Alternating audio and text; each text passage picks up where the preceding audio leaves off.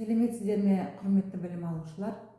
Бүгінгі дәрісіміздің тақырыбы жылыжайда суармалы су және оның сапасы. Келесі сұрақтарды қараймыз. Бірінші сұрақ: суару су құрамы. Екінші сұрағымыз: жылыжайда суару түрлері. Үшінші сұрағымыз: суару үшін су көздері.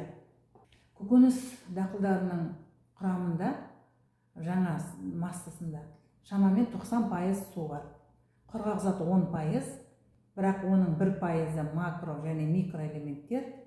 Сіңірілген судың көп бөлігі өзін-өзі салқындату, транспирация және қоректік заттарды тасымалдау үшін қолданылады. Сондықтан дақылдардың жақсы өсуі мен өнімділігі үшін су оңай, қолжетімді және қажетті мөлшерде жеткізілу керек. Топырақта өсетін дақылдарда үлкен, ірі тамыр жүйесі қалыптасады.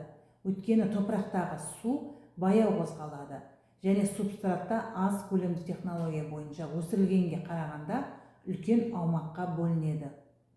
Ал субстратта тамырларды бекітуге негіз болады. Ал барлық қоректік заттар суарумен бірге келеді. Аз көлемді технологияда тамыр жүйесі топыраққа қарағанда жинақы қалыптасады. Сондықтан өсімдіктер тамыр аймағының қолайсыз жағдайларына тезірек реакция беріп, жауап береді. Бұндай жүйелер суару мен қоректенуді мұқият бақылауды қажет етеді. Суда еріген тыңайтқыштармен суару фертигация деп аталады. Бұл өсу фазасына байланысты қажетті элементтердің теңдестірілген санын енгізуге мүмкіндік береді. Көкөніс өсімдіктерін топырақсыз өсіру кезіндегі су, оның құрамында еріткіш, тыңайтқыш үшін және орта, тамыр жүйесі дамыту үшін ретінде қызмет етеді. Гидропоникалық дақыл әдісін қолданған кезде оның сапасы маңызды фактор болып табылады. Сондықтан шаруашылықта қолданылатын судың химиялық құрамын білу маңызды. Бұл қоректік ерітіндідегі тұздар мен қышқылдардың мөлшерін есептеу үшін де, оны түзету кезінде де қажет. Қолданылатын суару суының белгілі бір химиялық құрамы бар. Оны тамшылатып суару жүйелерін жобалау кезеңінде де ескеру қажет. Шығу тегі әртүрлі су қарапайым және күрделі иондар, күрделі қосылыстар, еріген немесе газ тәрізді молекулалар, тұрақты және радиоактивті изотоптар түріндегі химиялық элементтердің бар күрделігі ерітінді. Судың химиялық компоненттерінің 6 негізгі түрі бар тобы. Ол деген: біріншісі негізгі иондар, макроэлементтер, мысалы калий, натрий, магний, кальций деген сияқты. Еріген заттар, еріген газдар, ол деген оттегі, азот, көмірсутек, көмірқышқыл газы. Биогенді заттар, биогенді заттарға деген азот, фосфор, темір кіреді қосылыстары. Органикалық заттар, органикалық қышқылдар, мысалы күрделі эфирлер, фенолдар, қарашірік заттар. Бесінші, ол деген микроэлементтер және ластаушы заттар. Минералдардың жиынтық құрамы судың минералдануы деп аталады. Ол миллиграмм дециметр кубке бөлінген немесе грамм бөлінген дециметр кубке түрінде көрінеді. Оның минералдану дәрежесі бойынша мыналар ажыратылады. Мысалы тұщы, ол тұзды минералдану, ол 1-ден 25 промиллеге дейін. Тұзды, күшті тұзды 25-тен 50%-ға дейін. Сосын өте тұзды минералдану деңгейі, ол 50 промилледен жоғары болады. Тамшылатып суару үшін минералды құрамы 0,5-1 промиллеге дейін аспайтын суды қолданған дұрыс. Тұздардың көп мөлшерімен субстраттың тұздануы ғана емес, сонымен қатар тұнбаға түскен кезде тұздар тамшылатқыштардан шығарылады. Мысалы, қызанақ қиярға қарағанда тұзға төзімді, бірақ тұздалған субстраттарда олар апикалды шірікке көбірек әсер етеді. Айту керек, тұзсыз суда зиянды, өйткені ол жасуша ішіндегі осмостық қысымды төмендетеді. Жылыжайларда суарудың түрлері болады. Ол келесі түрлерге ажыратылады: жоғарыдан суару, қолмен суару. Үшіншісі ол деген аэропондық жүйелер, немесе жоғары немесе төмен ағып кету технологиясы бойынша. Жоғарыдан суару дегеніміз ол өнеркәсіптік өндірісте жаңбырлатқыш қондырғыларының көмегімен жүзеге асырылады. Ол көбінесе көшеттіктерде немесе питомниктерде қолданылады.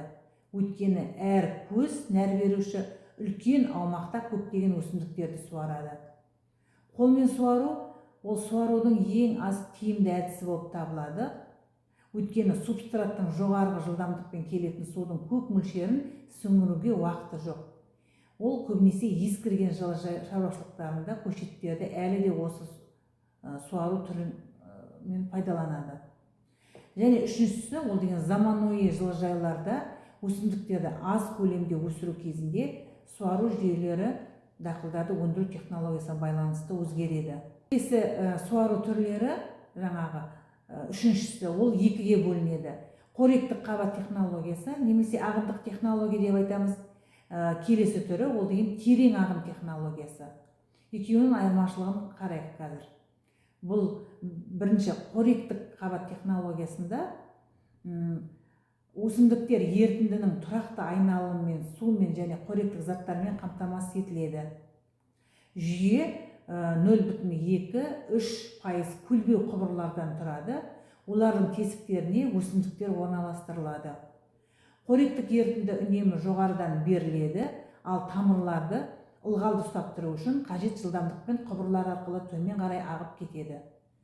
Қоректік ерітіндінің қабаты пленка сияқты мүмкіндігінше жұқа болу керек. Сонымен қатардағы барлық өсімдіктер қажетті қоректік заттармен қамтамасыз етілу керек.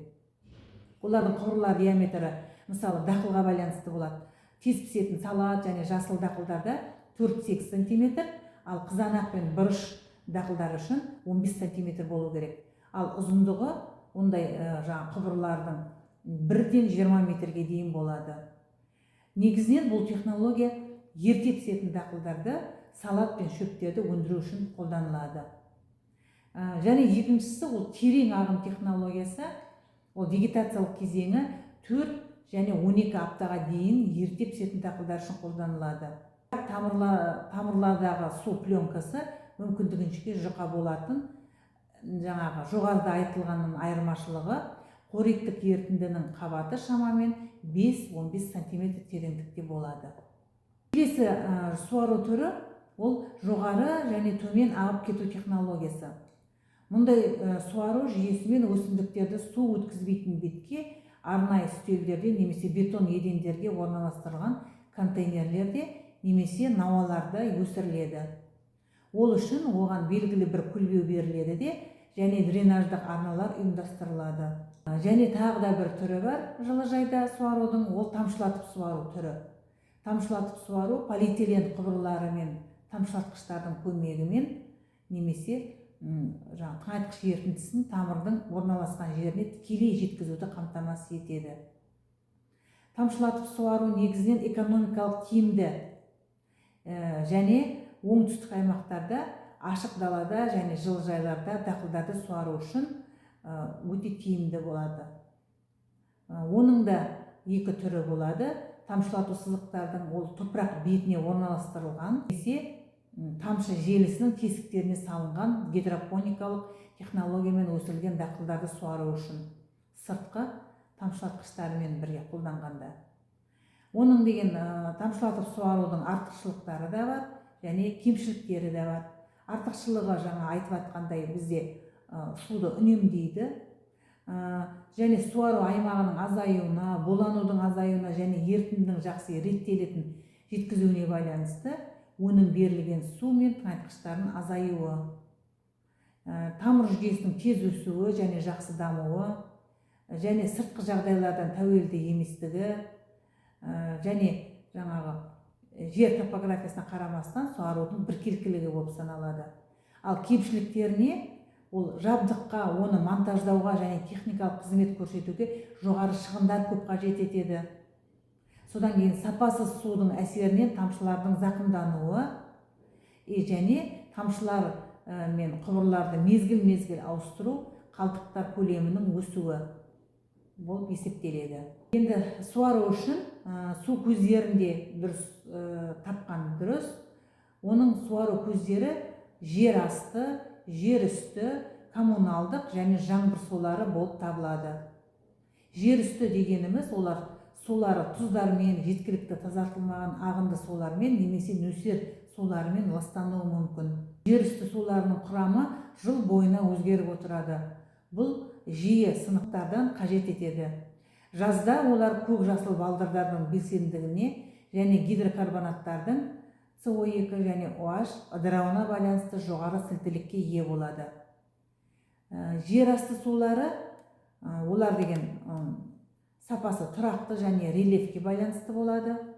Олардың құрамында патогендер жоқ, бірақ оларды әр 6-12 ай сайын тексеру жеткілікті. Жер асты суларымен салыстырғанда жер үсті суларында әдетте нитраттар мен фосфаттар көп, ал жер асты суларында карбонаттар мен микроэлементтер және фтор көп болады. Келесі түрі ол деген жаңбыр суы. Ол ең таза, оны пайдалану үшін жинау және сақтау жүйелері қажет. Жаңбыр суы әдетте басқа су көздерімен араласады. Ол түрін жиі қолданады. Және ағынды су.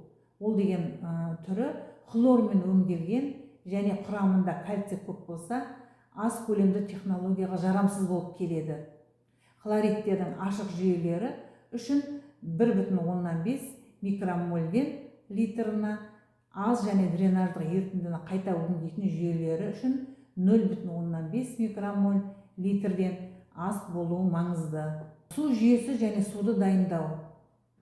Су жүйесін судан салмақты органикалық және биорганикалық бөлшектерді де артық иондарды да алып тастау арқылы тамызғыштардың бітелуіне жол бермейді. Сүзгілерді таңдағанда су көзі мен оның сапасын ескеріледі. Осыған байланысты тазалаудың 3 сатысына дейін орнатылады. Суды тазалау ол бірінші кезеңі өрескел деп аталады. Бұнда деген физикалық немесе механикалық тазалау. Бұл судан 100 микрометр асатын барлық механикалық қосылыстарды алып тастауға және сорғыны үлкен қоқыстардан қорғауға мүмкіндік береді. Екінші түрі, олардың түрі бастапқы судың сапасына байланысты жұқа сүзгілерден тұрады. 1-5 микрометр аралығында асатын бөлшектерді ұстайтын және суды микроэлементтерден, ауыр металдардан және әртүрлі химиялық қосылыстардан тазартуға қабілетті. Және үшінші түрі деген мембраналық сүзгілер жоғары тазарту дәрежесіне байланысты аз көлемді өсіру кезеңінде ең тиімді және жиі қолданады. Сүзу кері осмос принципі бойынша жүреді. Еріген темір суда 2 білікті түрде болады және механикалық сүзуге жауап бермейді. Бірақ оттегімен әрекеттескенде ол 3 валентті түрге ауысады. Тотығудың ең жақсы тәсілі ол озондау. Озондау дегеніміз дезинфекцияның бір түрі. Бұл озонатордың озон генераторы қолдану арқылы мүмкіндік болады. Бұл белсенді оттегін өндіретін және оны суға қажетті мөлшерде құйып, ондағы бактерияларды, саңырауқұлақтарды және балдырларды жоятын құрылғы. Ең сүзгіден өтіп кететін ол деген темір. Сол темір элементін тазарту өте қиын болып саналады. Ультракүлгін сүзгі судағы тірі микроорганизмдерді ашық көздерден жоя алады. Ол дренаждық ерітіндінің қайта өңдеу кезінде де қолданылады. Бұндай сәулелену мен микроэлементтердің хелаттары да ыдырайтын есте ұстаған жөн. Сонымен қатар, сүзінділердің тиімді жұмыс істеу үшін оларды үнемі күтіп ұстау керек. Сүзгі элементтерді тазалау және ауыстыру қажет екендігін ұмытпаған жөн. Осымен бүгінгі дәрісіміз аяқталды. Келесі слайдта бақылау сұрақтары берілген. Сол сұрақтарға жауап беруіңіз сұралады. Назар қойып тыңдағандарыңыз үшін үлкен рахмет.